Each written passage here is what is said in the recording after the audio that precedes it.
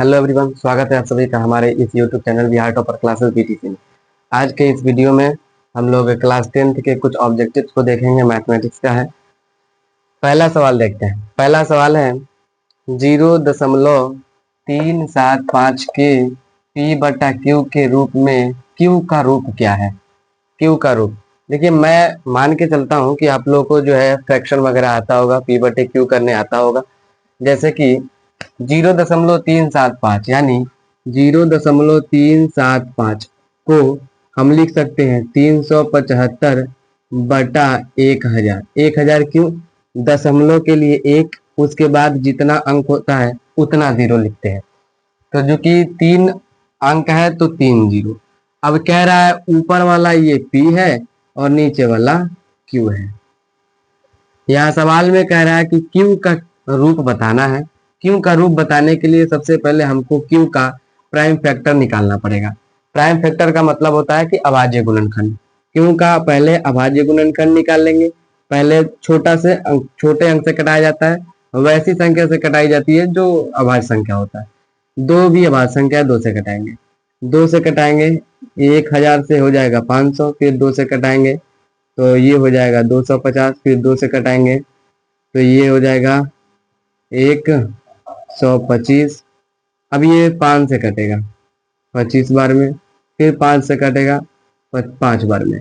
इसमें देखना ये है कि दो कितना है, 1 2 3, 2 के पावर 3 गुने 5। एक बार है, दो बार है, 3 बार है, तो 5 के पावर 3। यही इसका आंसर होगा। ऑप्शन नंबर सी करेक्ट है। दूसरा सवाल कह रहा है कि 6 प्लस अंडर रूट 125 घटाओ 3 plus root 5 plus 1 minus 4 root 5 है।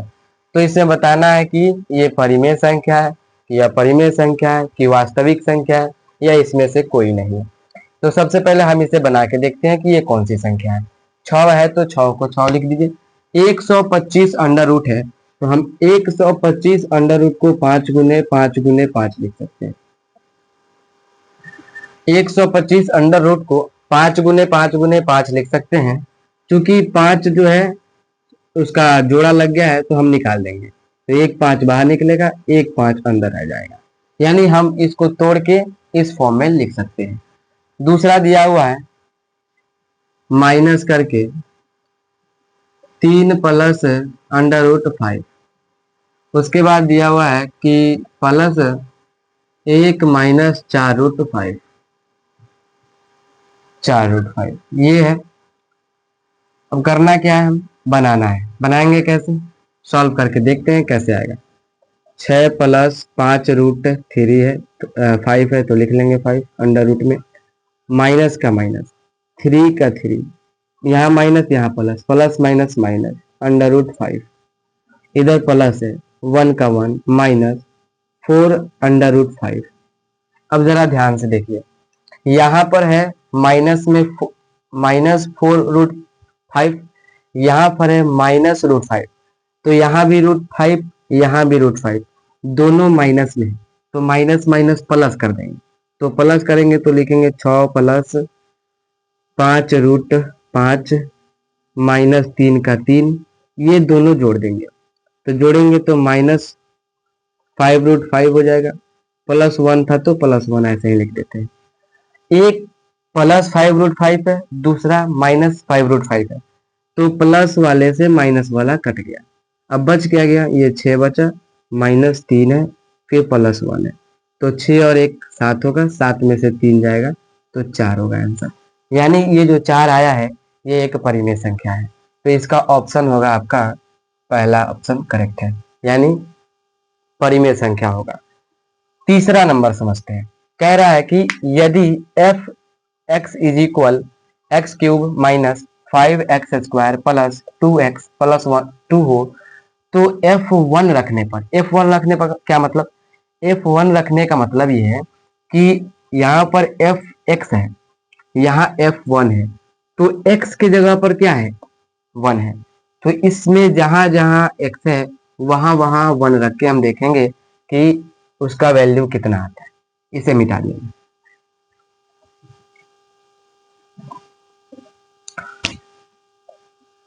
X cube minus 5x² plus 2x plus 2 में जिधर जिधर x होगा उधर उधर 1 रखना है, तो 1 का क्यूब माइनस 5 इंटू 1 का स्क्वायर प्लस 2 इंटू 1 प्लस 2।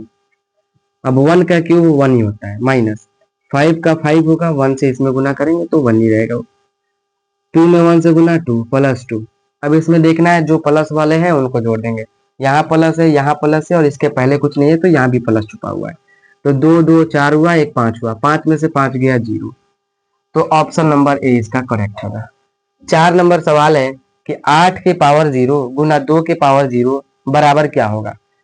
ये एक आपको कंसेप्ट याद रहना चाहिए कि a के पावर 0 मतलब 1 होता है, किसी भी संख्या का पावर 0 मतलब 1 होता है। तो यहाँ पर दिया हुआ है 8 के पावर 0, तो ये भी 1 हो जाएगा। उसके बाद दिया हुआ है 2 के पावर 0, तो ये भी 1 हो जाएगा, और 1 में 1 से गुना करेंगे तो आंसर भी 1 ही आएगा। Option number B is correct answer. अब अगला हम लोग देखते हैं 5वां नंबर सवाल। 5वां नंबर सवाल कह रहा है कि 96 का अभाज्य गुणनखंड क्या होगा। निकाल के देखते हैं अभाज्य गुणनखंड कि क्या होता है। 96 का अभाज्य गुणनखंड, सबसे पहले 2 से कटाएंगे, 2 से कटाएंगे 48 बार में, फिर 2 से कटाएंगे 24, आधा हो जाएगा, फिर 2 से कटाएंगे तो 12, फिर 2 से कटाएंगे 6 बार में, फिर 2 से कटाएंगे तो 3 बार में।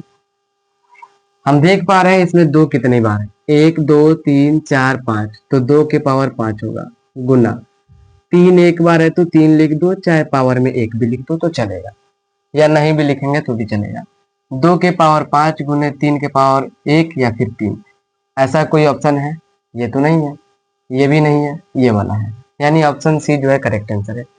उसके बाद 6ठा नंबर सवाल है 0.3 के पावर 3 पर आवर्त है का परिमेय रूप में लघुत्तम रूप ज्ञात करना है।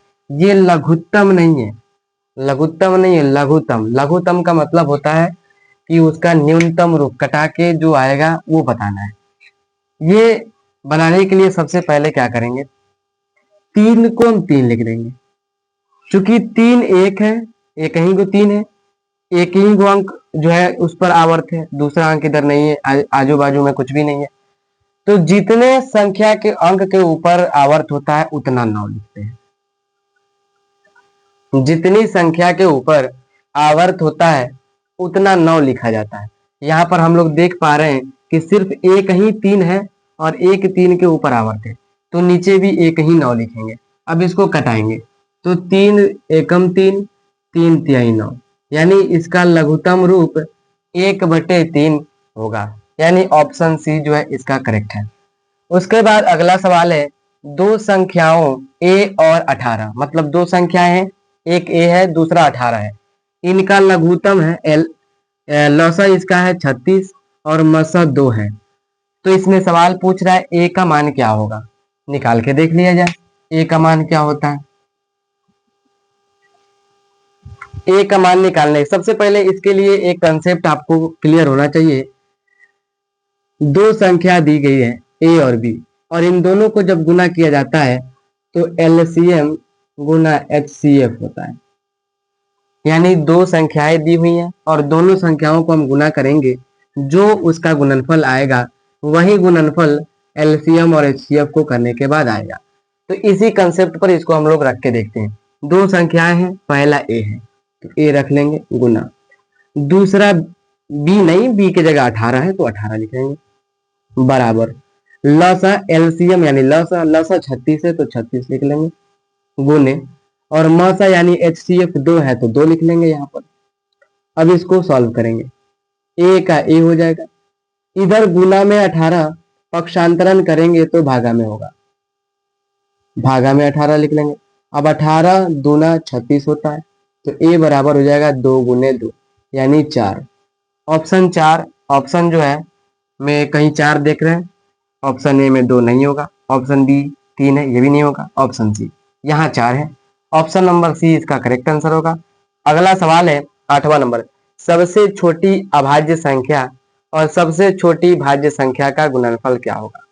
सबसे पहले आप समझिए इसे, सबसे छोटी अभाज्य, अभाज्य संख्या का मतलब होता है वैसी संख्या जो एक से कटे और सिर्फ स्वयं से कटे, यानी कहने का अर्थ है कि वैसी संख्या जिसके सिर्फ और सिर्फ दो प्राइम फैक्टर होते हैं, जिसके दो गुणनखंड होते हैं, वैसी संख्या को अभाज्य संख्या कहते हैं।